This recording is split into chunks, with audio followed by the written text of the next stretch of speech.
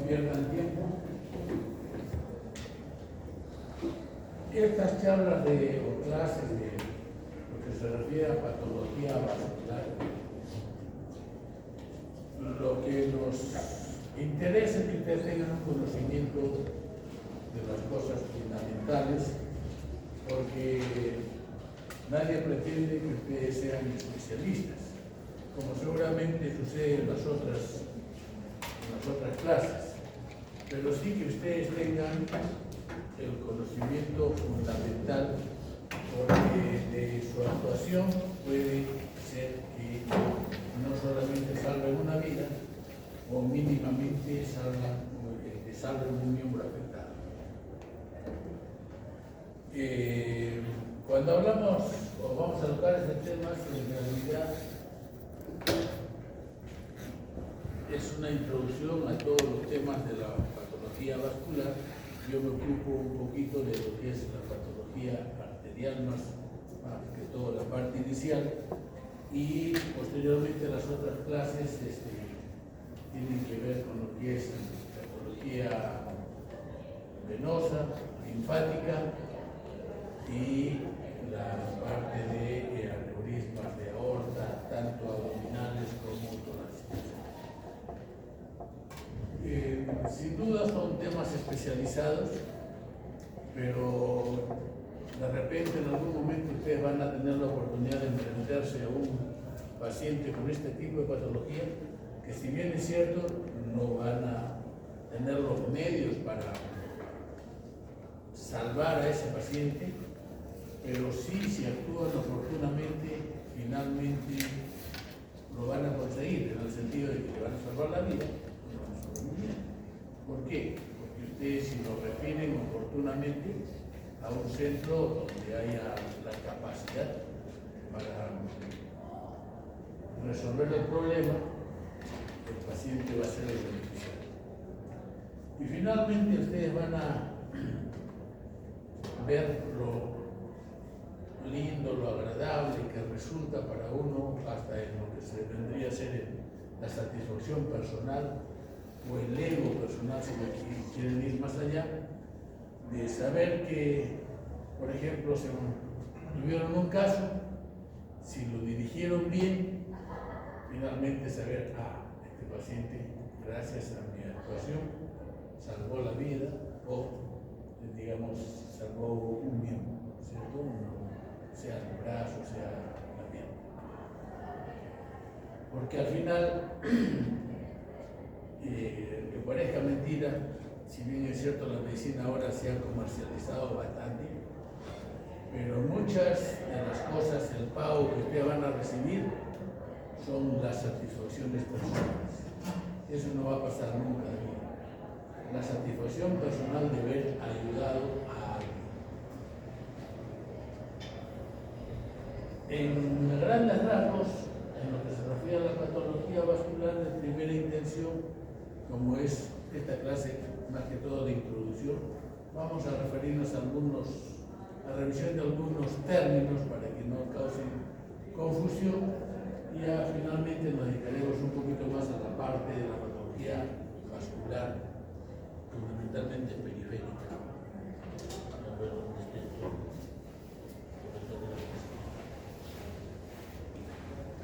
Como el nombre lo dice, son cosas genéricas, es un desorden de la circulación.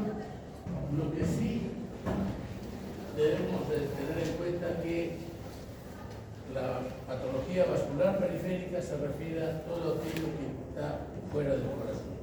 Obviamente estas clasificaciones o estas separaciones se hacen fundamentalmente con sentido didáctico, porque el paciente es un todo. Ustedes ya vienen aprendiendo que el paciente es un todo. Lo que afecta en un lugar tiene repercusiones en la totalidad del paciente. Una infección le afecta generalmente, se altera el metabolismo, se altera el pH, se altera todo, ¿no? Entonces, todo el organismo es uno solo, pero con sentidos didácticos uno va haciendo las separaciones, ¿correcto? Entonces, para ser un poquito preciso, lo que es enfermedad vascular periférica, se deja de lado el corazón, y eso más que todo ya se trata de cuando es patología exclusiva cardíaca. Y acá nos ocupamos de lo que son las arterias, las venas, y no hay que olvidar los linfáticos. Todo ello es la patología vascular periférica. Por eso les decía que poco a poco nos vamos a ir ocupando de estos temas. En cuanto a terminología, resulta bastante sencillo, pero a veces uno se confunde. Dos términos que son usados frecuentemente es arterioesclerosis y arterioesclerosis. Tenemos la suerte de que, especialmente el español, es muy descriptivo. Arterio se refiere a las arterias y esclerosis, endurecimiento. Y la arterioesclerosis es, digamos, un endurecimiento, pero fundamentalmente referido a los ateromas, ¿cierto? Entonces, al final de cuentas, todos ellos van a incidir o van a afectar la circulación sanguínea, van a interrumpir, a disminuir la circulación sanguínea. Y ustedes saben que estamos hablando acá fundamentalmente de las arterias, ¿correcto? Entonces, el interrumpir o disminuir el flujo sanguíneo distal, ¿qué es lo que ocasiona? Que disminuye el aporte de nutrientes al oxígeno. Entonces, si una persona está haciendo ejercicio, no le llega suficiente cantidad de oxígeno y de nutrientes, obviamente va a dar manifestaciones incluyendo así, el tejido periférico, ¿no es cierto? Entonces, eso es lo que finalmente vamos a ver, que es lo que se llama claudicación. Claudica el organismo, claudica los tejidos, especialmente el tejido muscular. Especialmente digo porque afecta a todo. Y uno de los que más reclama es finalmente cuando hay ausencia de nutrición, el primero que reclama es el nervio, es que se afecta y comienza a dar manifestaciones. Y está en nosotros en aprender estos pequeños indicios que hay para ya poner atención de que probablemente el paciente está teniendo una patología en este sentido y buscarle una profundización en el estudio y finalmente para que llegue a otro tratamiento.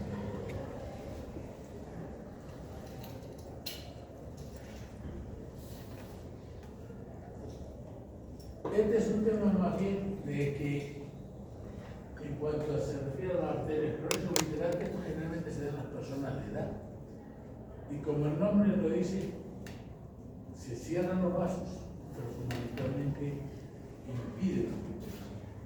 Está causada, dice, por la estrechez o obstrucción a arterias de arterias mayores o menores que abrieran las extremidades, el cerebro, el corazón, la víscera abdominal, todo lugar donde hay circulación arterial. Aquí hay a veces es difícil separar.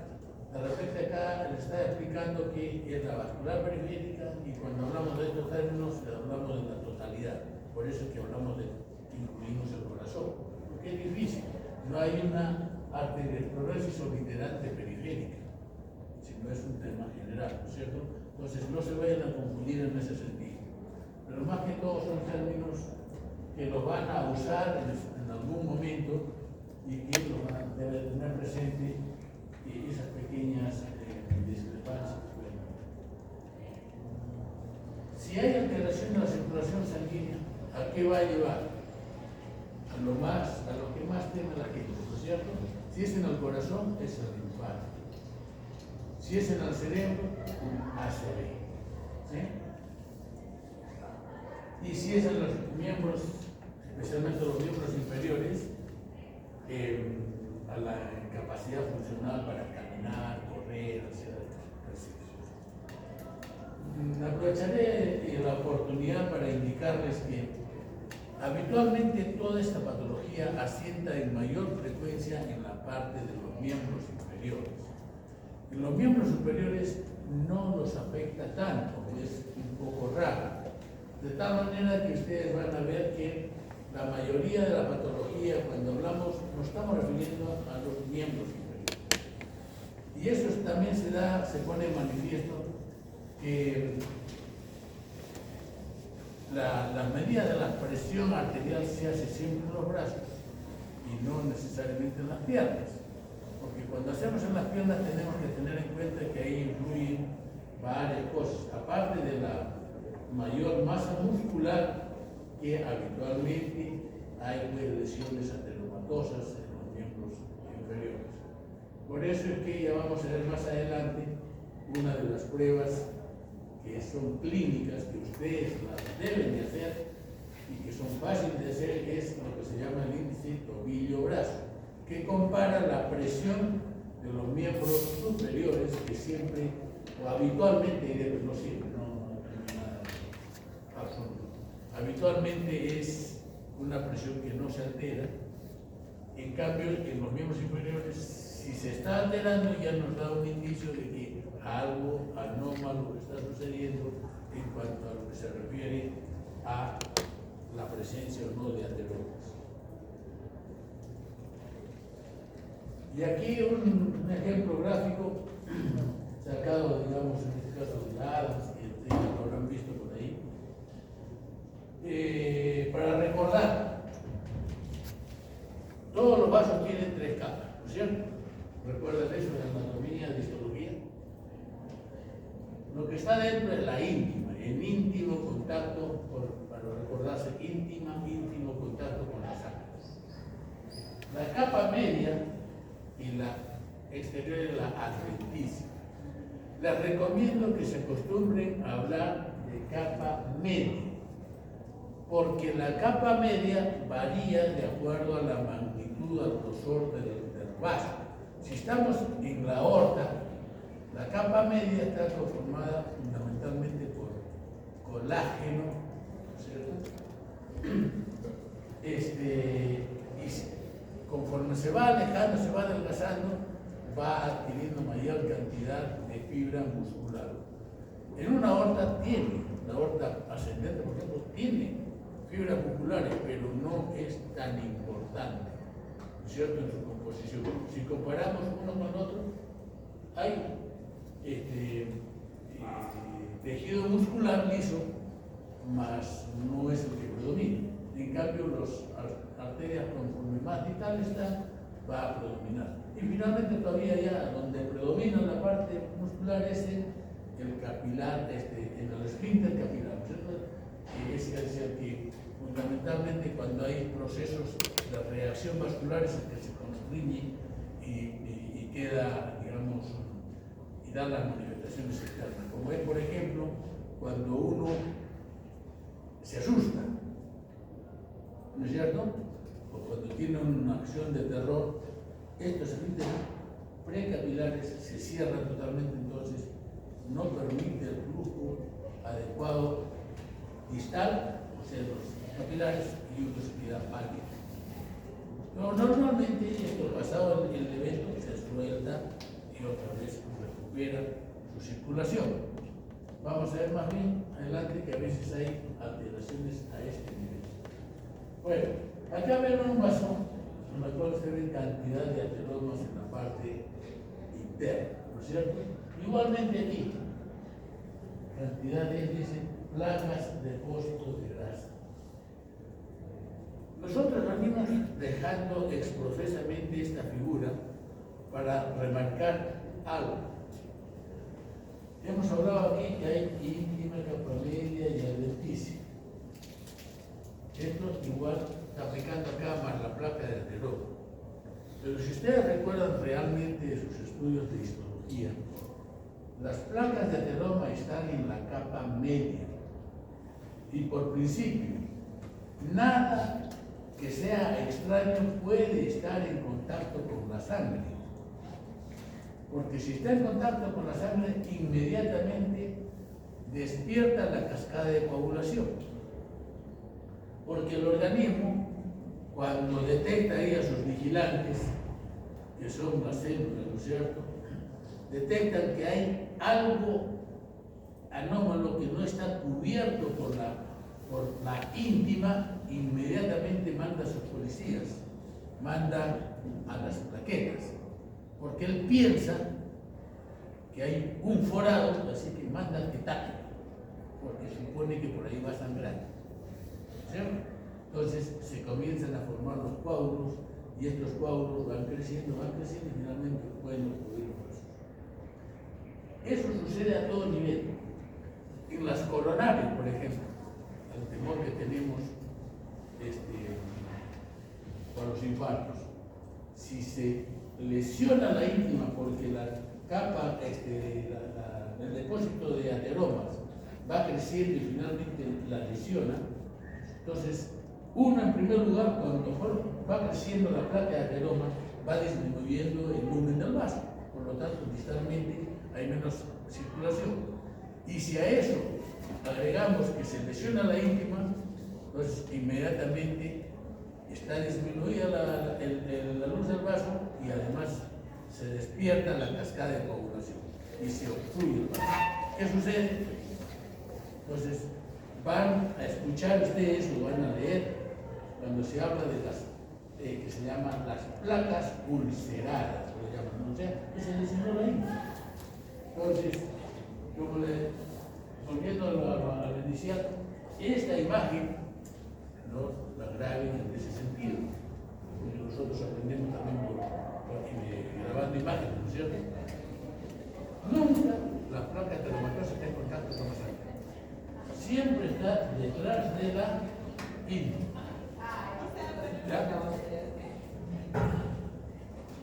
Aquí creo que hay un pequeño ejemplo más claro, lo tienen aquí, vean ustedes. La íntima y acá están las placas de ateromas. Si esto se da, automáticamente comienzan a formarse coágulos y eso termina por cerrar el vaso. Pues esta imagen no aplica, esta sí aplica en el sentido que está creciendo pero está cubierta por la íntima. Para que tengan idea, y van a leer alguna vez seguramente, la íntima tiene, o sea, esa pequeña capa de que es un epitelio plano no estratificado, por la capita, se han descubierto infinidad de funciones, al punto que hay libros exclusivos para el endotelio vascular. Y todavía hay mucho que investigar. Tengan presente eso. Pero recuerden esta parte. Se produce el acúmulo, obviamente en la parte de la capa media y en la íntima está cubierto por la íntima. Y acuérdense de esto porque más adelante, cuando hablemos mañana probablemente, cuando hablemos de aquí, de lo que se llama endarterectomía, en lo que consiste ese procedimiento es uno, porque esto no está sellado, sino está separado. Entonces uno puede entrar, separa esa parte y saca la placa, porque está cubriendo todo el vaso, saca la placa, lamentablemente se tiene que llevar de encuentro a la íntima, y entonces uno saca todo eso que está obstruyendo el vaso y queda libre el flujo, pero lamentablemente queda expuesto parte de la capa media. Para prevenir la coagulación, como ya nosotros hemos actuado y bueno, sabemos que eso va a suceder, hay que estar anticoagulando al paciente por un largo tiempo hasta que la neoíntima cubra totalmente otra vez el vaso. Ustedes deben de recordar, no sé si les han dicho, que los epitelios en general, sea de la piel, sea de la íntima, que es un epitelio, como hemos dicho, si no está una célula junto a la otra, inmediatamente despierta, llamémoslo así, el sentido de crecimiento. ¿Verdad? Entonces, ¿y cuándo se para? Una vez que otra vez se junta. Automáticamente se para, ya nunca más. Nunca se ha visto en la piel, nunca se ha visto que haya una excrescencia.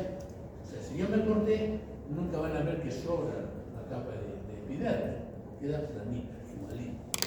no confundamos con lo que es la cicatriz. La cicatriz es otra cosa, es el tejido fibroso, ¿cierto? Entonces, acuérdense de eso, que esto igualmente sucede. Cuando uno retira, se va cubriendo hasta que se cubre totalmente la íntima y otra vez el vaso queda normal. Pero en esos casos del que le hablé de la darterectomía, la que no tiene estas placas. ¿Sí? Entonces, eso es lo que queremos destacar a grandes rasgos con estas imágenes. Otro de los conceptos que queremos dejar es que las enfermedades vasculares normalmente son sistémicas. Eso sí, acuérdense. No hay alguien que tenga una enfermedad vascular que esté localizada de la pierna izquierda. No, es sistémica. Pero eso sí, en algunos lugares asienta o progresa más que en otros lugares. Y esto está demostrado, digamos, con este cuadro, que no es de mi invención, sino yo también lo copio, de la que ustedes ven que, por ejemplo, hay un grupo de pacientes que inciden, tiene mayor cantidad de patología coronaria. Otro grupo de pacientes que tiene mayor cantidad de enfermedad vascular periférica. Y otro grupo que tiene enfermedad cerebrovascular. ¿Ya? Pero si nosotros juntamos, vamos a ver que hay pacientes que tienen, como es en este caso, problemas de corazón y problemas vasculares periféricos. Problemas vasculares periféricos y cerebrales es este grupo. Y así sucede coronaria y cerebrovascular. Pero finalmente hay quienes que tienen los tres. ¿Cierto?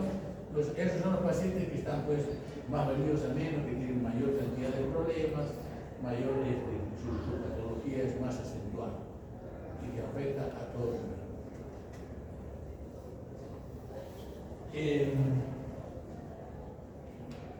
Aprovechando de este pánico, hay enfermedades como la diabetes que afectan muchísimo y que la gran mayoría de estos pacientes son diabéticos. La enfermedad de diabetes incide mucho en la patología vascular, aparte del desorden que hace en la parte de la glucosa, pero en este aspecto afecta muchísimo. Algo que ustedes ya conocen, se ve al derecho cuando se habla de los factores de riesgo cardiovascular. ¿Cuáles son? Son estos cuatro fundamentales. Cuando le pregunto factores de riesgo cardiovascular, los cuatro pilares son la hipercolesterolemia, el tabaquismo, la hipertensión arterial y la diabetes. Pero también hay otros factores de riesgo que se le llaman, digamos, secundarios o de menor importancia, que es la edad avanzada, el género masculino, la hipertrigliceridemia, o sea que triglicéridos altos. No es lo mismo que hipercolesterolemia. Se hace una distinción y hay enfermedades distintas. Si hicieron ustedes bioquímica o fisiopatología, debe de tener el concepto claro en este sentido. El sedentarismo. Este es un problema bastante serio. Obviamente el antecedente es familiar porque hay cosas que tienen que ver con lo que la carga genética que uno tiene que afecta más a algunas enfermedades. Y la homocisteínemia, alteración de la cisteína, que tiene acción procoagulante. Aquí hicimos un pequeño resumen, que se los dejo ahí para que lo lean detenidamente, de lo que se refiere a la alteración de la cisteína. Y tiene un efecto, dice, tóxico directo sobre el endotelio y provoca la trombosis y además oxidación de las LDL. Lo leo con detenimiento para que más o menos tengan una idea de que este aspecto incide bastante en la patología vascular.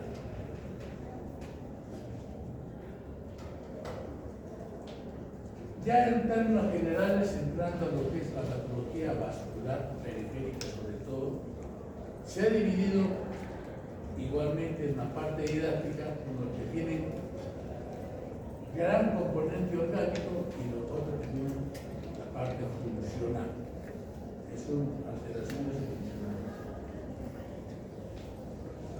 conocida de es la arteriosclerosis por la vejez generalmente, ¿no es cierto? La arteriosclerosis.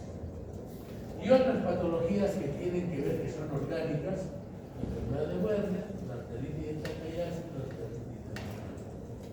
Con la gran mayoría de pacientes está aquí la arteriosclerosis que tiene mayor incidencia. Y en la parte funcional, la más conspicua, la más representativa, es la enfermedad del Raynaud.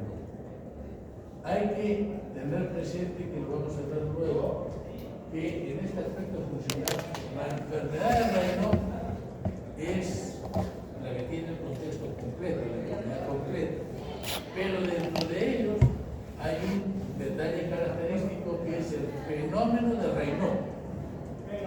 El fenómeno de Raynaud no solamente es exclusivo de la enfermedad de Raynaud, sino también se puede presentar en otras enfermedades, especialmente del colágeno o reumatológicas. Entonces, uno puede encontrar el fenómeno de Raynaud, pero no tener la enfermedad de Raynaud. Eso es importante. Bueno, el fenómeno de Raynaud lo vamos a explicar luego. Es algo característico y que a grandes rasgos lo veremos, y que es lo que se puede expresar en varias enfermedades, inclusive, obviamente, en la enfermedad renal. Algunas palabras de esta patología orgánica que es la tromboangiitis obtural o enfermedad de muerte, ¿cierto? Luego traemos acá un resumen, porque la intención es que ustedes conozcan, obviamente, una cuestión básica y fundamental. Puede que en algún momento se encuentren con algún caso por ahí, van a estar en la condición de tratar de orientarlo al paciente para que busque ayuda. Pero lo importante de esta enfermedad, ¿qué cosa es? Dice, es oclusiva, pero de tipo inflamatorio y que afecta fundamentalmente a las arterias distales, pequeñas, vasos distales, no a los grandes vasos. La arteria esclerosis fundamentalmente asienta en los grandes vasos, ¿no es cierto?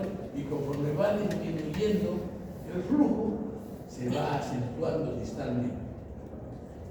Yo lo pongo, lo catalogo más o menos como cuando uno ve en el campo que un canal de regadío se comienza a llenar de maleza, ¿no es cierto?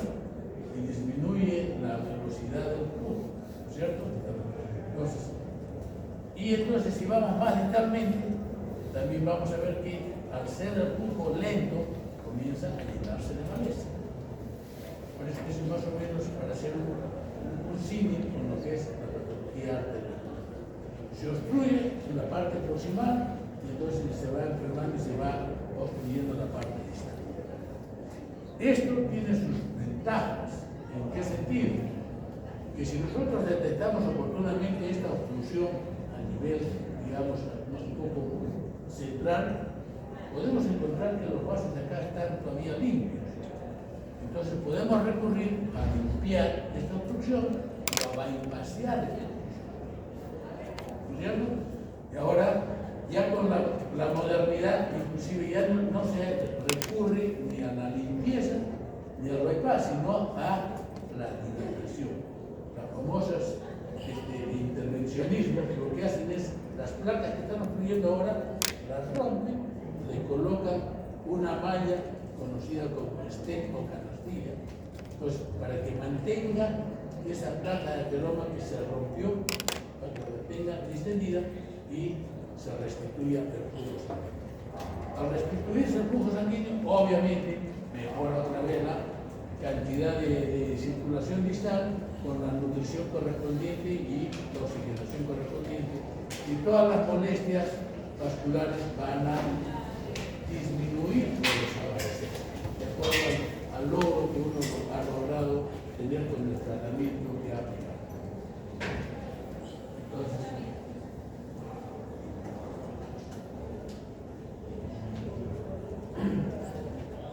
Entonces, este tiene esa característica un poco distinta a la arteriosclerosis, ¿correcto?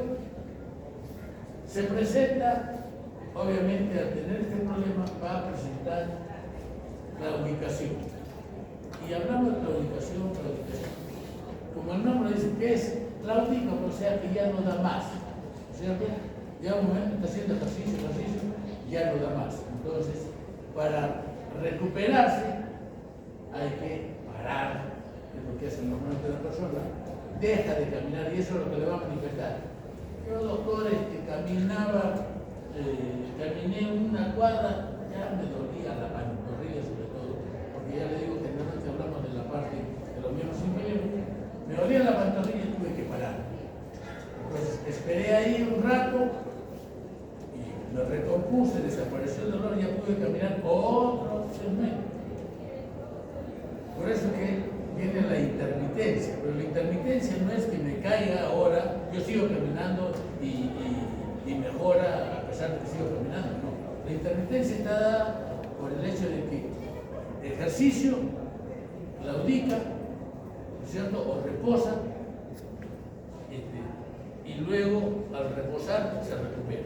Esa es la intermitencia a la que se refiere. Porque no vayan a entender el sentido de que, bueno, intermitente sería como algún tipo de fiebre, ¿no? Aparece solita y desaparece un rato y vuelve a aparecer. No, este tiene que ir de la mano con lo que viene a ser el reposo. ¿Sí? Entonces, el fenómeno de Raynaud se presenta más o menos un 40% de este tipo de enfermedades. Y otro detalle que afecta las venas superficiales, ¿cierto? Todo lo que tiene terminación íntima generalmente se refiere a un proceso inflamatorio.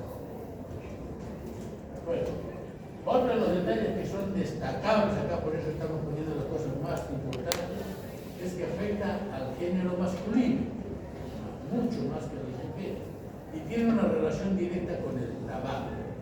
De tal manera que cuando ustedes tienen este tipo ahí se enfrenten a un paciente con esta enfermedad, lo primero que tienen que prohibirle es el tabaco o el medio donde hay fumadores.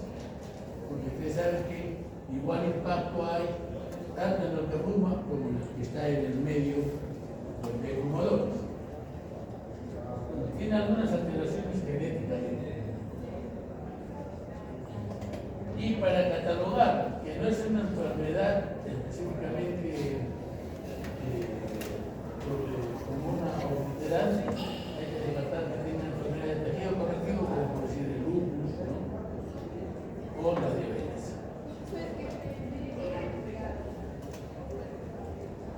Afecta a jóvenes, no a personas adultas.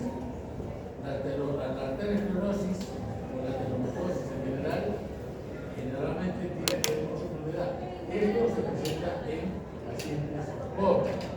Afecta a arterias distales en los miembros y si son las partes de los miembros distales que también afectan a los miembros superiores, ¿verdad? Generalmente este es un paciente en el que no lo podemos ayudar con medidas quirúrgicas. Porque hemos hablado que si yo tengo una obstrucción acá, la dilato, la bypasseo, pero si es distal, hay que poder ayudar. Son susceptibles de tratamiento médico, ¿no? Entonces, pero el tratamiento médico que puede estar dado por antiinflamatorios tipo los esteroides, o sea, los corticoides, cuando ya está el proceso un poco severo, o los anticoagulantes, pero lamentablemente son poco útiles. ¿Cuál es el destino final de este tipo de pacientes a pesar del tratamiento? Que comiencen a perder la parte distal de los dedos, en fin, sea de la mano, sea de los pies.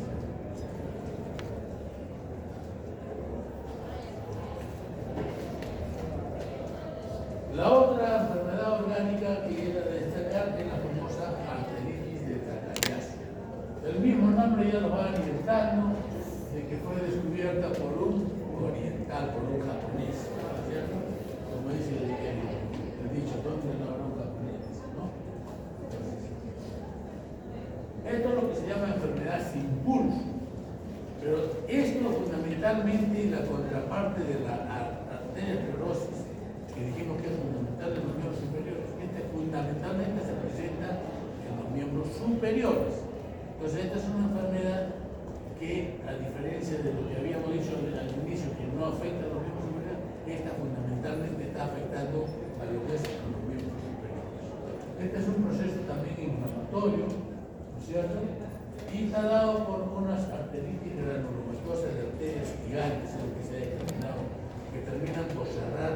parte proximal de los vasos de los miembros inferiores o que van al cerebro.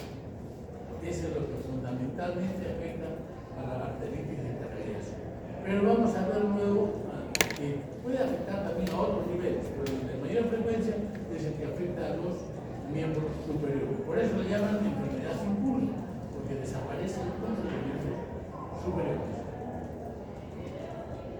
El diagnóstico fundamentalmente se hace con el examen detenido y la falta de pulso, fundamentalmente con los estudios angiográficos. Dicho sea de paso, ahora más o menos ustedes vayan avanzando. Siempre que ahora a esas alturas ustedes están aprendiendo, tienen que establecer la línea de tiempo, en el sentido de que inicialmente había pues lo que es fundamentalmente la parte clínica, no había medios de ayuda al diagnóstico. Ustedes habrán leído, por ejemplo, por qué hay tantos nombres de clínicos franceses para ciertas cosas, ¿cierto? O son que las encontraron clínicamente o son que las buscaron anatómicamente, haciendo disecciones muy meticulosas, ¿cierto? Entonces aparece el síndrome de tal, el síndrome de tal, el síndrome de tal. Inclusive hay que darles un mérito tremendo a esa gente porque eran muy observadores, así, todos muy observadores. Con cosas elementales ya estaban sacando conclusiones diagnósticas. Pero no había problema. Y en lo que es, inclusive dice la historia, en lo que es las disecciones anatómicas, no sé si ustedes las han explicado, dice la historia que como estaba prohibido manejar a cadáveres, ¿qué hacían? Tomaban el cadáver de alguien que se había muerto, lo estudiaban en la noche y en el día, a la madrugada, lo devolvían a la casa. Eso sí, y la noche siguiente la misma historia. ¿De qué se valían? De que los cementerios eran pues sagrados, no había gente que fuera el temor, ¿no es cierto? Entonces ellos, venciendo ese temor, lograban ir, sacar en la noche, y lo devolvían en la madrugada, y lo seguían estudiando. Y así durante muchísimo tiempo hasta que lograban pues, determinar muchas cosas, ¿sí? Entonces, y la otra parte es la parte clínica, la observación, que eso no debemos de perder. Por eso se recomienda siempre que la parte clínica, o sea, la observación, sea fundamental. Muchas de las enfermedades ya nos dicen, acá estoy presente, ¿no? Porque después uno se pregunta, sí, de verdad, ¿no? Tenía este signo, por cierto, tenía algo. Y después uno comienza a buscar y ahí encuentra la respuesta. Lo que uno tiene que hacer es observando y ir al inverso, o sea, en este sentido, ¿no? Si observa que tiene esto, ¿por qué puede ser? Y así podemos llegar a hacer diagnósticos oportunos. Pero después de esto han venido muy avanzando el descubrimiento de los rayos X. Y después han venido mejorando una serie de cosas, la fibra óptica.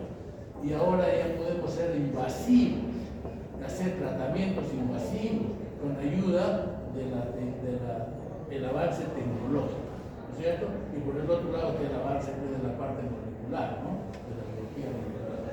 Entonces, ustedes tienen que situarse en algunos casos y tratar de establecer que, por ejemplo, acá cuando hablamos de las angiografías, antiguamente era con la aplicación de contraste y el aplicando sustancia de contraste tomaban placas y después vino la ayuda del cine, que ya permitía ir grabando, pero más ir recomponiendo en la parte del flujo sanguíneo que se veía cómo iba avanzando o su fluido, ¿no? Y ahora ya tenemos pues, la tomografía, que ya son exámenes que se le colocan un poco de sustancia de contraste y la máquina se encarga de hacer todos los cambios, ¿no? Entonces, pero ustedes tienen que situarse en ese sentido, como digo, en la línea del tiempo, para que vayan viendo cuando empleen que estamos hablando de ciertas cosas y que ahora se pueden o ya no hacer, algunos casos se han ocurrido y ya no son necesarios, hay tecnologías más avanzadas. Bueno, me refería a que esta enfermedad afecta a los troncos brachiocefálicos, generalmente aunque sea la parte proximal, es su esencia fundamental. El tratamiento, como dijimos, es como es un proceso células gigantes transformatorias. Tenemos mucho que usar de los inmunosupresores y los corticoides. ¿Correcto? El tratamiento no es muy alentador en cuanto a la arterectomía porque no son placas del telón, es malformación fibrosa que tiene, entonces no se puede ir a hacer en arterectomía. Lo fundamental está dado por los bypass o actualmente tratando de dilatar un poquito stent a este tipo de pacientes para mejorar su situación. Acá tenemos un cuadro que fundamentalmente no queremos que lo aprendan, sino que simplemente tengan donde vean ustedes donde se asientan los negros, que es donde está asentada la patología. La más frecuente es esta, el tipo 2, que como verán está en esta parte de los vasos que van como le dije al cuello o a los brazos. Tipo 2A afecta también la parte, digamos, de la aorta ascendente. Y así sucesivamente se extiende hacia la parte aorta descendente, o es solamente la aorta descendente, o está en la aorta abdominal, y finalmente el tipo 5, que es generalizado. ¿Sí? Entonces, pero la más frecuente, la típica del Takayasu es esta. ¿Correcto? Eso recuérdenlo como algo rápido. El nombre dice Takayasu. ¿No es cierto? Entonces uno piensa que es fundamentalmente con la gente oriental. Pero eso no es tan cierto. ¿Para qué lo aprendo si no hay acá en el medio? Mentira. A ver. ¿Qué hora leer acá? ¿Qué hora leer qué dice? ¿Ah? No, lee todo. El que pueda leer letra chica, ¿ah? Carlos Seguí. Es el hospital de Carlos Alberto Seguí. O sea, este es un caso, ¿ya? De acá, de un caso, de acá de aquí. Y ustedes podrán observar aquí cómo se ve esta la parte extracerebral, de acá hay la parte cerebral. Vean acá la aorta, la salida tronco-oblicuocefálica. No hay. En la izquierda tampoco hay. Vean ustedes que sí acá, aquí este segmento no existe. Esta es la subclavia izquierda, esta es la subclavia derecha. Aquí la carótida, ¿dónde está? ¿No? Eso es lo que ha desaparecido. Este es un Takayasu diagnosticado aquí. Por eso, simplemente podemos aprovechar de esta imagen para que ustedes tengan en cuenta que, a pesar de que afecta mayormente a la gente oriental, también los hay acá. Ya de repente pues, tendrán algún problema, de repente alguna unión con los orientales. Pero así es como se ve con la imagen y ver ustedes la solución. En este caso es un poco difícil. Y alguien me preguntará, ¿y cómo se rellena la circulación por acá? Por circulación colateral.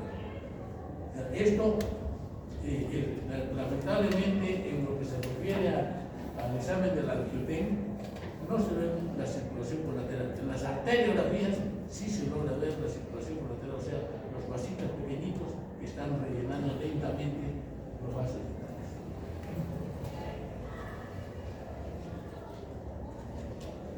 Otra patología es la arteritis temporal, o sea, de la arteria temporal, fundamentalmente la temporal superficial.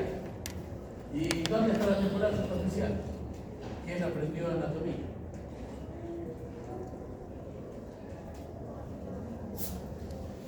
¿Se puede palpar la arteria temporal superficial?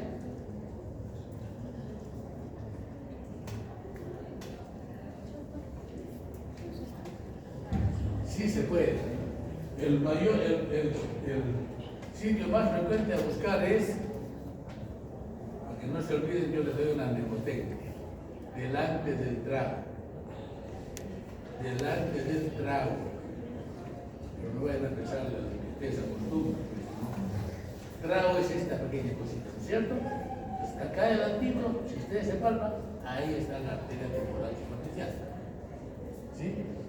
Entonces, por un proceso inflamatorio también se afecta la arteria temporal, fundamentalmente la temporal superficial.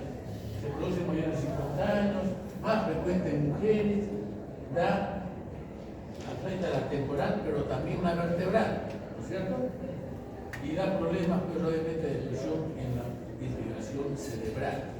Especialmente en gente que tiene comunicación, aunque un poco indirecta, porque la que nutre la interna, pero también esta apoya para nutrir la parte del ojo y puede ser afectada. El tratamiento es fundamentalmente médico con ayuda de corticoides e inmunosupresores.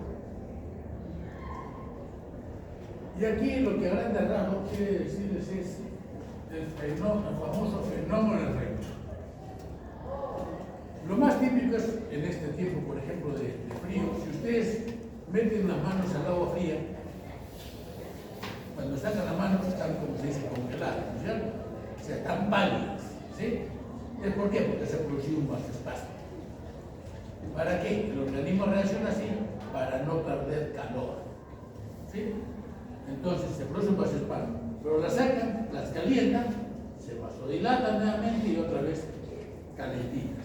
Pero si ustedes son muy observadores, cuando se produce la vasodilatación reactiva es más exagerada que normal. O sea, de estar pálidas se vuelven calentitas o más calientes que lo normal y después ya vuelve a su normalidad. Esa es la secuencia normal del organismo. Pero los que tienen el fenómeno de Raynaud tienen exagerado el problema de la activación simpática. O sea, ¿qué es lo que hace? El simpático es el que constriñe, ¿no es cierto? Y esta constricción es prolongada, es intensa y prolongada. Y después, cuando llega el momento en que se dilata, también se dilata más tiempo de lo normal. O sea, es una alteración del simpático en buena cuenta y que es exagerado en ambas partes. Cuando se produce la vasoconstricción, vamos a encontrar que está bastante pálido. Pero si esto demora mucho, como lo explico por el tiempo, lleva pues a la falta de irrigación y que en algunos casos llega a la necrosis. ¿Ya? Llega a la necrosis. Y la parte contraria viene que cuando se dilata se queda pues bien congestivo, primero bien rojo y inclusive hasta medio morado porque la sangre como que no se moviliza. Ese es el famoso fenómeno, ¿verdad? Por eso puede haber necrosis, calentamiento del sistema previo, en fin.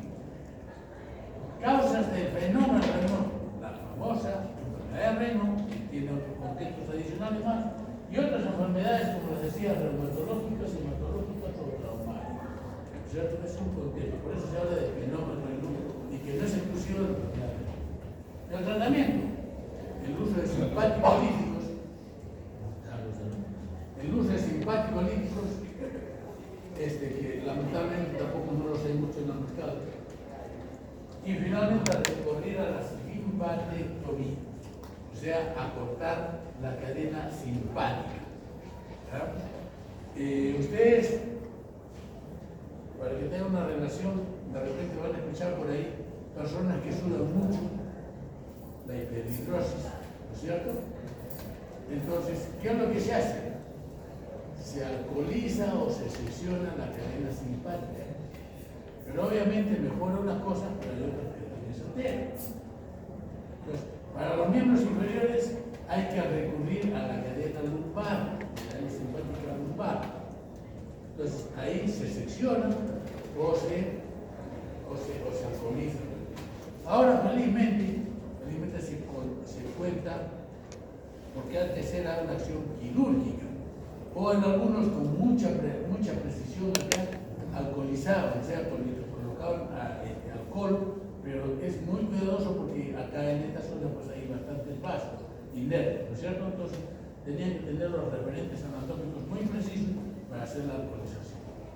Cambio ahora, se recurre a la endoscopía o la toracoscopía, en el caso que es los miembros superiores, o en la laparoscopía cuando es para llegar a la cadena lumbar.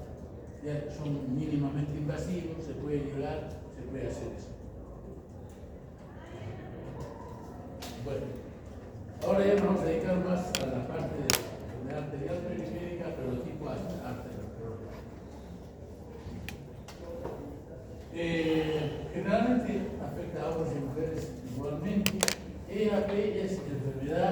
arterial periférica.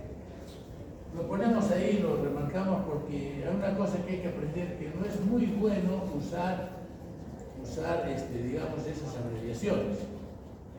Muchos terminan por usar, pero sí es dable usarlo en qué. Hay abreviaciones que ya son conocidas en el mundo, que ya están pues establecidas, ¿no es cierto? Por ejemplo, si usted lee IMA, IMA, ¿a qué se está refiriendo? Infarto, el miocardio. Infarto, miocardio agudo, ¿no es cierto? Es un infarto, es una expresión conocida internacionalmente, ¿ya? Pero muchas veces queremos nosotros inventar, porque nos da flojera escribir, y ponemos abreviaciones que no son entendidas por el resto. ¿Qué significa esto? Sin embargo, esta es reconocida en gran parte, por lo menos en el sistema, tanto en inglés como eso, obviamente que en el inglés está un poquito alterado, pero es conocido. O sea, hay expresiones, hay abreviaciones que son reconocidas universalmente, pero otras eviten hacerlo así que no es así, no es reconocido.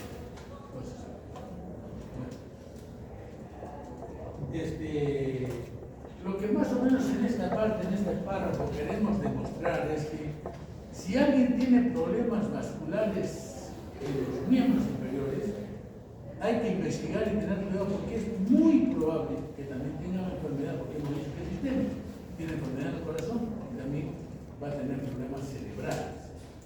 Nadie tiene algo exclusivo de una pierna o de los miembros inferiores y de acá nada. También tiene en mayor o menor incidencia o frecuencia.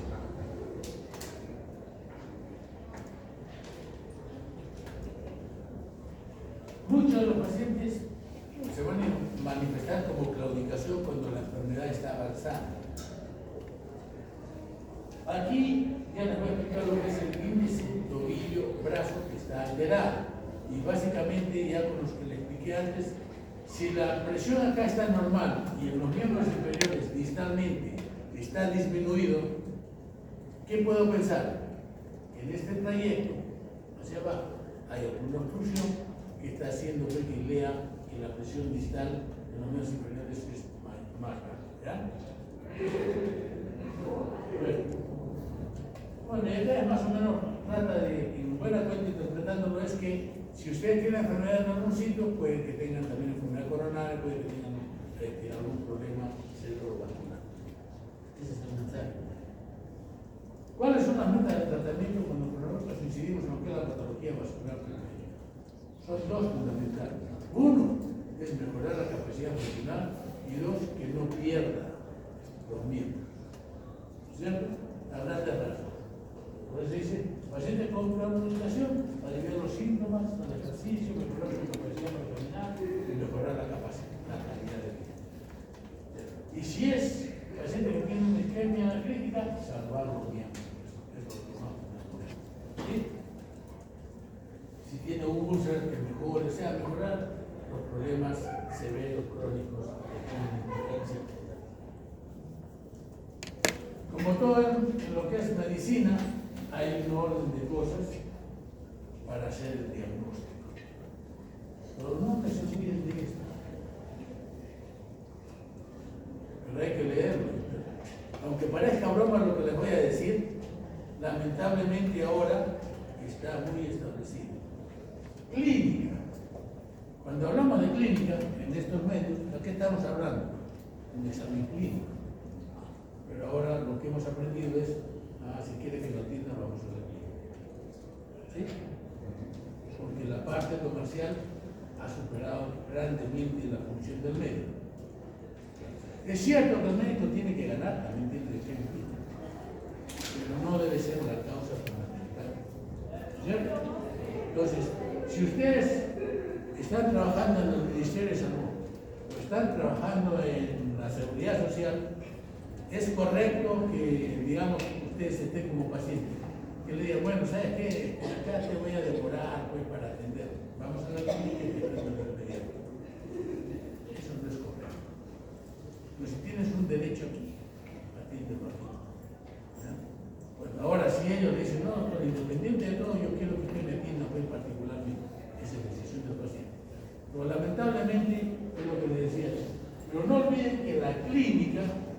observación, como les decía, y el examen es lo que ayuda a hacer diagnósticos oportunos. Pero un examen acucioso, pensando, ¿no es cierto? ¿Y por qué no tiene pulso? ¿A qué se debe? ¿O por qué ha disminuido el pulso? Me voy haciendo las preguntas, voy razonando, entonces al paciente seguramente le voy a dar una orientación. Y luego de eso vienen pues los exámenes de ayuda al diagnóstico, que son eso. No olviden ese detalle para todo. Son exámenes de ayuda al diagnóstico. O sea que ya yo tengo una presunción clínica, un diagnóstico clínico. Y lo que voy a hacer con los exámenes es que me ayuden a sustentar o a descartar esa presunción clínica. ¿Ya? Entonces, eso es lo importante. No hagamos como ya se está volviendo, llegan ni de frente, ni le hemos examinado, ni le hemos apuntado por decir el pulmón. Entonces, para descartar no va a ser que tenga una neumonía, le pido una tomografía. No es lo correcto. Habrá cosas en las que ya yo hago una presunción y digo, bueno, ¿para qué le voy a pedir la radiografía en horas? Que no me sirve mucho. ¿Para qué le voy a pedir aquí otro examen? Mejor ya me voy a lo que va a dar el diagnóstico definitivo, ¿correcto? Pero ese es otro camino. O sea, si entienden la figura, es que ya yo hice una presunción diagnóstica adecuada, entonces, no, ¿para qué pierdo el tiempo en todo esto? Porque si me voy a poner así, ya, un problema, una neumonía, sospecho una neumonía, mejor que tome una radiografía de horas. A veces no es tan bueno, ¿no es cierto? Entonces ya me voy al máximo, pero no al inverso, ni lo examino y después te pido una tomografía por encima, ¿no es cierto? Encarezco el sistema de salud, sea del mismo ministerio, sea de la parte de seguridad social o al bolsillo del paciente, ¿no es cierto? Por eso hay orden de cosas. Dentro de lo que es la patología vascular, ¿qué tenemos? El Doppler vascular, que es lo mínimo, que lo vamos a ver rápidamente. El ecodoppler, que es un mejoramiento del Doppler vascular, porque ya es un aparato más grande, más sofisticado, ya tiene inclusive computadora metida por medio, hace cálculos de resistencia. Bueno, la ecografía, el sistema de ecografía complementa al ecodoppler. Inclusive, inicialmente se empezó con un Doppler, independientemente de la ecografía, los expertos juntaron ambos y obtuvieron lo que es el ecodoppler. Y luego tienen los otros exámenes ya con ayuda de los rayos X, que es la tomografía espiral multicorte. No hemos puesto acá la TAC, tomografía axial computada, porque ya la tomografía axial computada ya quedó obsoleta, ¿no? En su momento fue un tremendo avance, pero ya tenemos la tomografía espiral multicorte, que es mucho mejor, y ahora inclusive se están perfeccionando los aparatos, mucho, cada vez son mejores. Por ejemplo, esa figura que ustedes vimos del Takayasu fue tomada con una tomografía espiral multicorte en el Seguro Social que tenía 8 cortes. Acá se llaman los cortes que logra hacer en 1 milímetro. 8. Ahora ya estamos en los 126 cortes, hace rato. O sea, imagínense, 126 veces 1 milímetro, entonces la máquina puede sacar cosas más finas, ¿no es cierto? Mucho más precisas. Y en 1 milímetro podemos encontrar cosas pequeñitas. En cambio, el otro era corte más grande. De tal manera que, por ejemplo, se veían vasos grandes, cosas grandes. Y ahora con el avance de la tecnología se ven cosas mucho más pequeñitas, ¿no es cierto? Entonces, bueno, esto es el avance de la... A propósito de esto, ustedes tienen un seminario, ¿sí? ¿No es cierto? Sí, hay un seminario de medio de ayuda a los diagnósticos. Aquí no, ¿alguien tiene ese seminario? Nadie, lo están preparando. Bueno, entonces la tomografía que es el tema general, y si ponemos sustancia de contraste, vamos a tener el angioresonancia o el angioteca. El que más todos saben es el angioteca. Y esto acá, esta es una mención de lo que son la arteriografía antigua que había. El primero que haciendo historia es el ¿no es cierto? Luego luego sones y la ortografía de la Lombardi de los Santos, que es un portugués. Seldinger buscó la manera, encontró que disecando la vena, por ahí colocó un catéter y llegó hasta el corazón. Y ahí logró colocar sustancia de contraste y logró estudiando casos.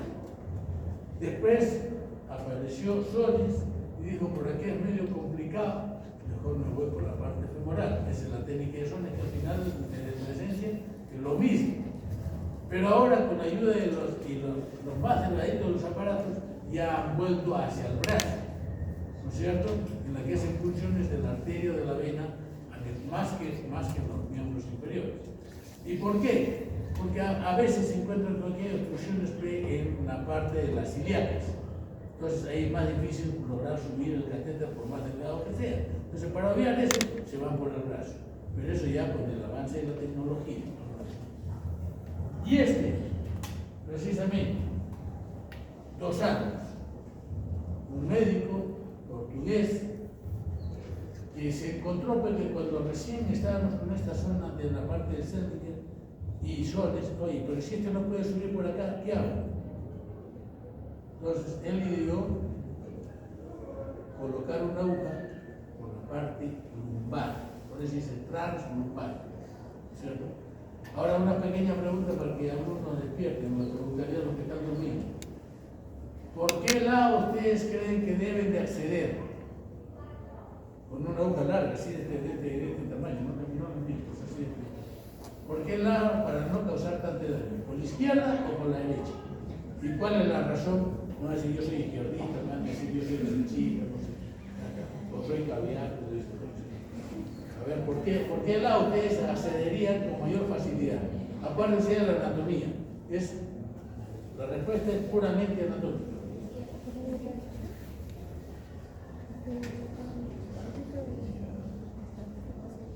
A ver, ¿quiénes son derechistas? Levanten la braza. No los va a calificar nosotros. Derechistas, levanten sin miedo, ¿no? ¿Y quiénes son izquierdistas? 1, 2, 3. A ver, ¿por qué los izquierdistas?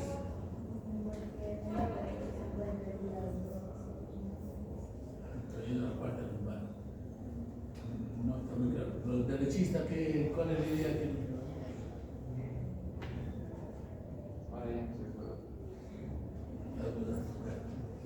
¿algún otro izquierdista que tenga la respuesta? El riñón izquierdo está más arriba.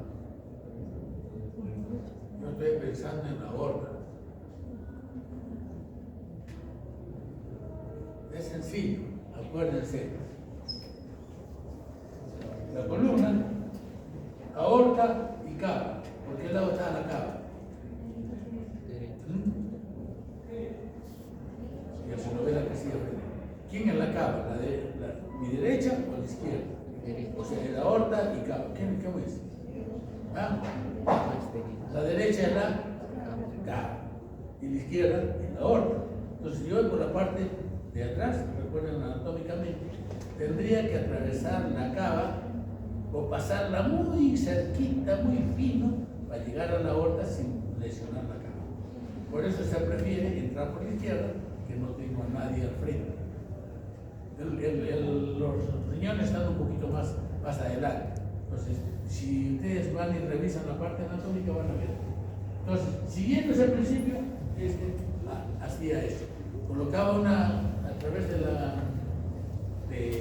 parte lumbar, una aguja que iba por el lado izquierdo y lograba hincar la aorta y que se llama y hacer la arteriografía.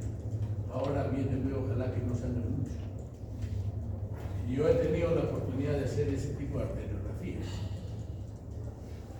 Entonces uno se queda pues rezando que el paciente no tenga presión alta, que se quede tranquilito, echadito, para que no sangre. Los tejidos posteriores son bastante, digamos, a pesar de ser fibrosos, le dan cierta resistencia para que no sangre mucho. Pero a veces pues, puede suceder. Ahora, si ustedes rasgan y se hace un hueco, el paciente comienza a desangrarse, a entrar corriendo, a Pues todo procedimiento tiene su riesgo, ¿cierto? Pero eso es para qué? Para obviar a los que no podían ingresar porque tenían lesiones en las arterias ileales. Y eso es lo que se conoce con el nombre de síndrome de Lerich. ¿Verdad? Bueno. ¿Cómo vamos aquí? El Doppler. Vamos a resumirlo nada más. Estas son ondas de ultrasonido, ¿verdad? Que van y retornan. Ese es el principio básico del radar. Ya está. Y para los que saben algo de historia, la mayoría de estos inventos han sido hechos con fines bélicos para tener la supremacía. ¿Quién tuvo radar en primer lugar? Estados Unidos. Lo tuvo y no lo aplicó. ¿Ustedes recuerdan de, cómo se llama, de Pearl Harbor? Ahí ya tenían el radar, pero como era lo que estaba introduciendo, no le creyeron al radar. Y se venía la oleada de la invasión japonesa y no lo detectaron adecuadamente. Además que los japoneses, como en todo se mete, ya sabían lo que significaba que tenían un radar y usaron una técnica que no vinieron por el aire, digamos, libremente, ¿no? Sino vinieron casi al ras del mar para que no sean detectados. Pero bueno, ¿cuál era el principio ahí? Ondas de ultrasonido que van y si chocan algo sólido, retornan. Entonces, el aparato acá lo que hace es detectar la cantidad de ondas que rebotan. Y entre más son, fabuloso, más evidente es. El mejor ejemplo, y eso se aplica en la ecografía, lo mejor es el hígado. Usted hace una ecografía, hay frecuencia de cantidad de ecos, ¿no es cierto? Y si es en la parte abdominal donde hay aire, no se nota. Es para usar las cosas más extremas, ¿no es cierto? Esa es la aplicación del Doppler, del ultrasonido de la ecografía. Comenzaron a buscar la gente, los científicos, y comenzaron a darle una aplicación en la parte vascular. ¿Pero qué hicieron en la parte vascular? Que el aparato elimina los que son rebotes de la parte sólida. Tiene que ser sólidos en movimiento. Y ese es un Doppler. Sólidos en movimiento. ¿Cuáles son los sólidos que hay en movimiento en la sangre? Los elementos gordos, glóbulos rojos, glóbulos blancos, plaquetas, ¿no es cierto? Entonces, eso es lo que es. Entonces, de tal manera que cuando siente que viene el flujo, eso lo detecta el aparato. Entre mayor cantidad de flujo, más alta la respuesta. ¿Sí? Entonces, eso es lo que aplicaron aquí en el Doppler vascular. Hubo otro que ya vinieron, ¿qué hicieron? Ah, caray. Si yo tengo esta parte y tengo la parte de la ecografía, la juntaron. ¿No es cierto? Juntaron y comenzaron a desarrollar y trabajaron en eso. Y las cosas no se desarrollan de la noche a la mañana. Y idearon, eso se llamó el dúplex vascular.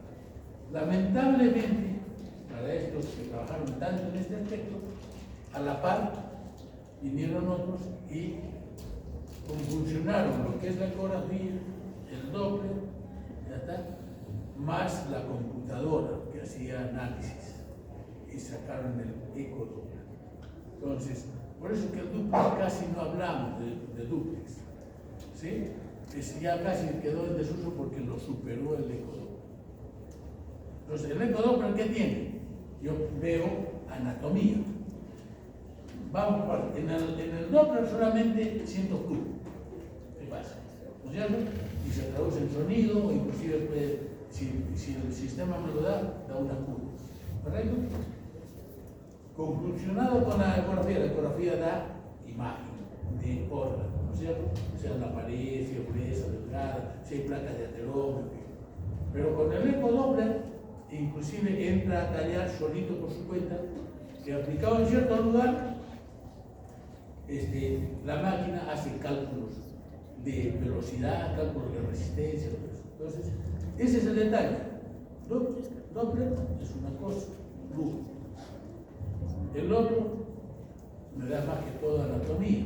Y el ecodoppler que me da ambos sumado a cálculos de resistencia. ¿Ya? Perfecto. Entonces,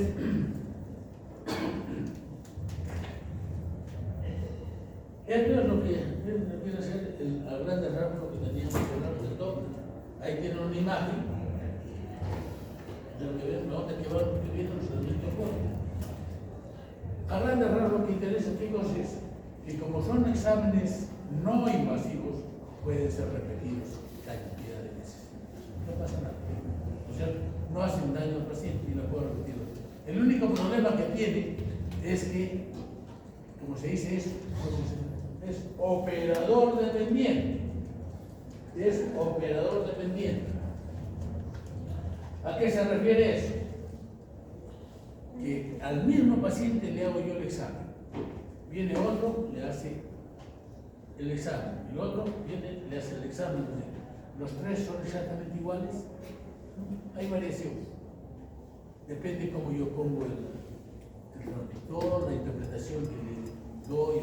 Por eso entonces hay que tener cuidado en ese aspecto. ¿Ya? Porque lo que me informa uno no es igual que lo que me va a informar el otro. Se dice que es un operador dependiente. Bueno, ahí es lo que nos refería que el triple secán o ecodoppler es el que usa todas esas es reproducible, bajo costo, es incurrento y permite una adecuada valoración. Recuerdo yo que hace muchos años ya fui a un congreso a Lima y vinieron unos expertos de Brasil a darnos clases. Y una doctora que se dedicaba a hacer ecodoppler nos dijo que se demoraba 45 minutos en hacer un examen vascular apropiado. 45 minutos. O sea, pero daba una información prácticamente, hacía una novela de lo que había visto. De manera que el cirujano, sin estar presente, tenía una descripción detallada de toda la posición. Ahora, si ustedes van, ¿en cuánto tiempo le hacen una ecografía o un Doppler? Han mejorado tantísimo que lo hacen en menos de 5 minutos. Obviamente que no nos dan la información adecuada. Por eso ténganlo en cuenta. Porque ahora estamos pidiendo hasta los cirujanos vasculares. Ya, que vaya, le hagan un Doppler, pero tú no estás presente. Y lo que me están informando el otro es casi inventos. En 5 minutos, ¿cuánto vas a lograr determinar? ¿No es cierto? Con ello quiero destacar que el ecodoppler puede ser muy bueno si lo hacen adecuadamente, con el tiempo necesario. ¿Verdad? Entonces, y ello nos ayuda muchísimo y es incurrente.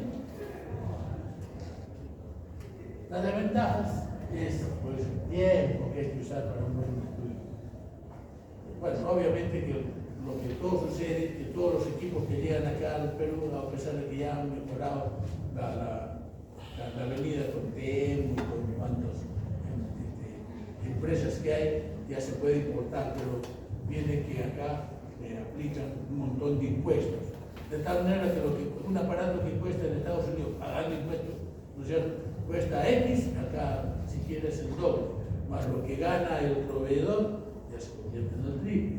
Y si se lo da, por ejemplo, al Ministerio y a la Seguridad Social, viene la COI, entonces aumenta. ¿Sí? Ese es el gran detalle que tenemos.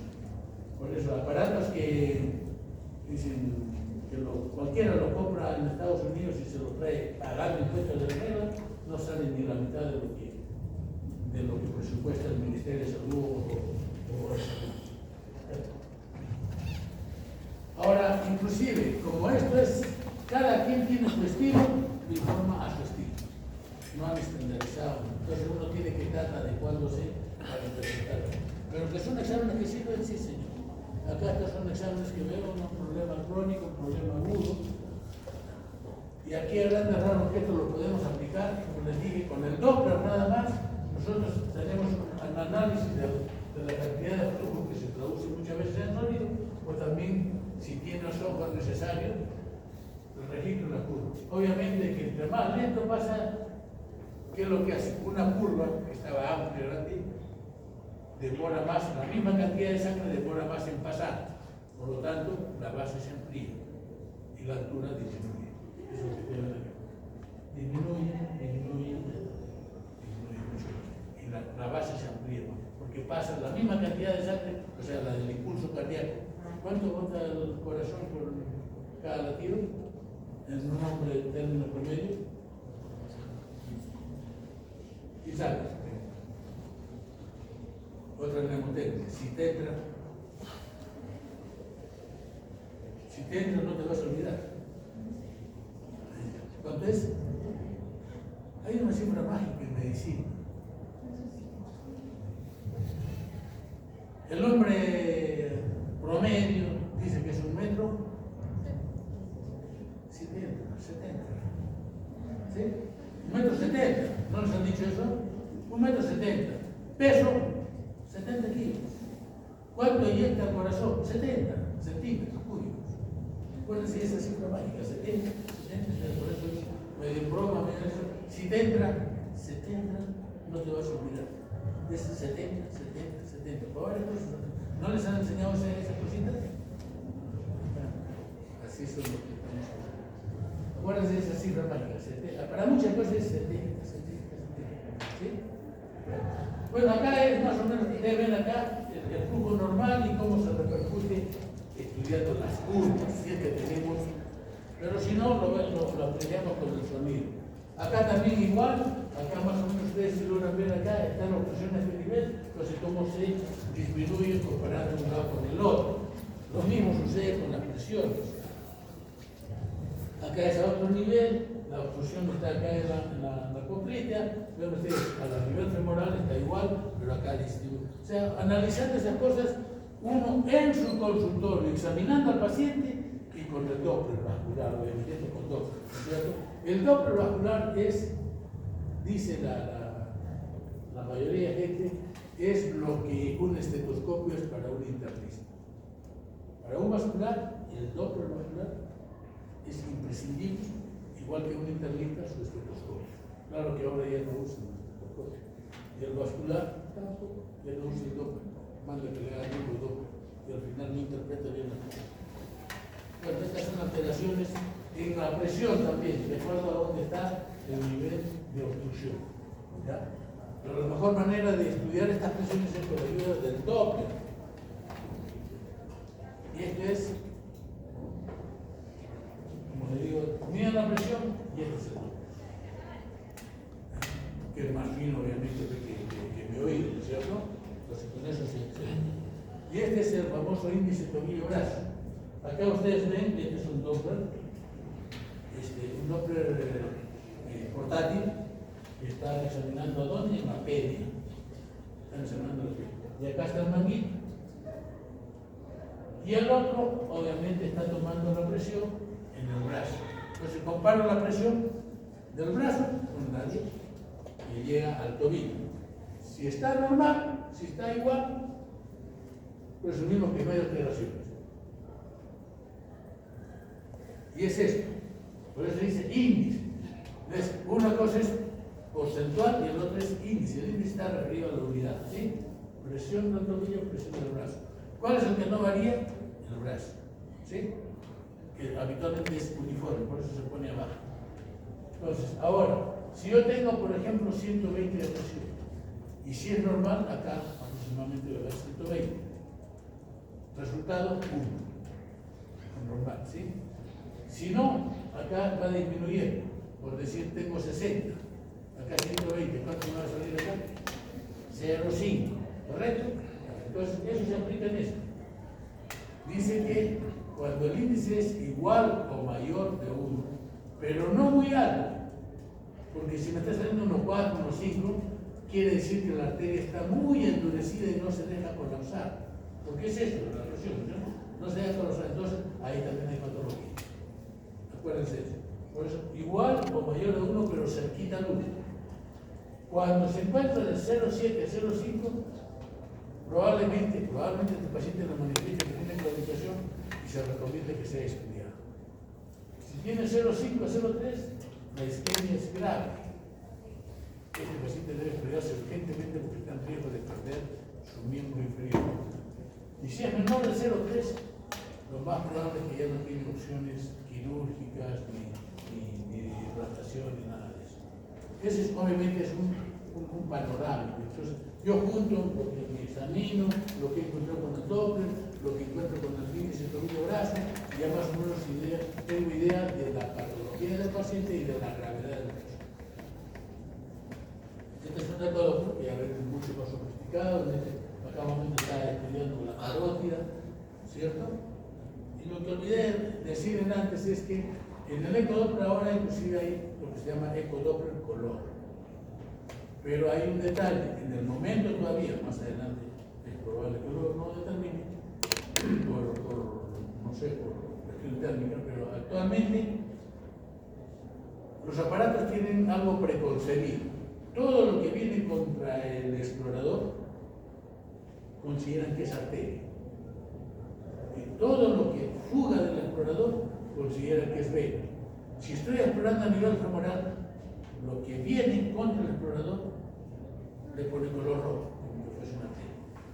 Y todo lo que se va, ¿cierto? Se va, le pone color azul, como que fuera una vena. Pero eso es así. Ahora, si yo cambio la orientación, me cambio. Entonces, cuando vean o las fotos, o vean en el examen que están haciendo, tengan presente eso. De acuerdo a la orientación del explorador, si va contra el explorador, rojo.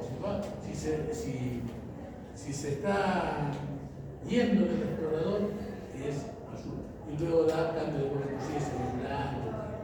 No sé si han tenido oportunidad, sobre todo, que están haciendo eco en el corazón, si ustedes tienen la oportunidad, ahí van a ver los cambios de color. Que si estoy explorando el lado izquierdo, lo que va contra el explorador, es cierto, ese es rojo, a pesar que es una insuficiencia.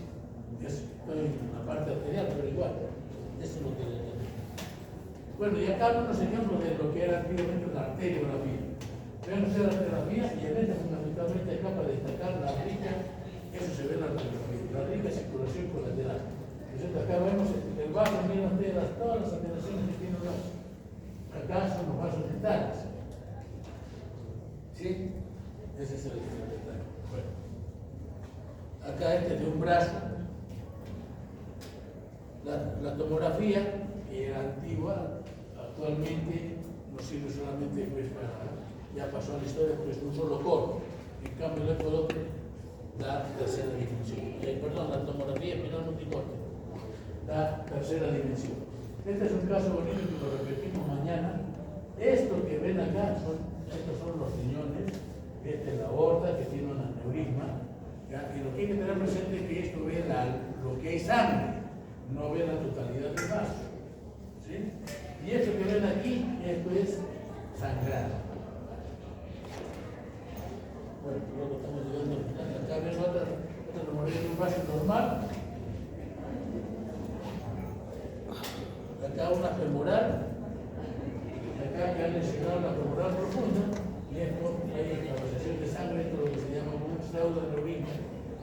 Y allá tienen una físula arteria venosa en un brazo. Esto es de un paciente de acá, que tuvo un accidente, se cortó con un cuchillo y al final quedó una físula arteriovenosa adquirida. Por eso usted ve las arterias y un aumento de lo que es el flujo sanguíneo.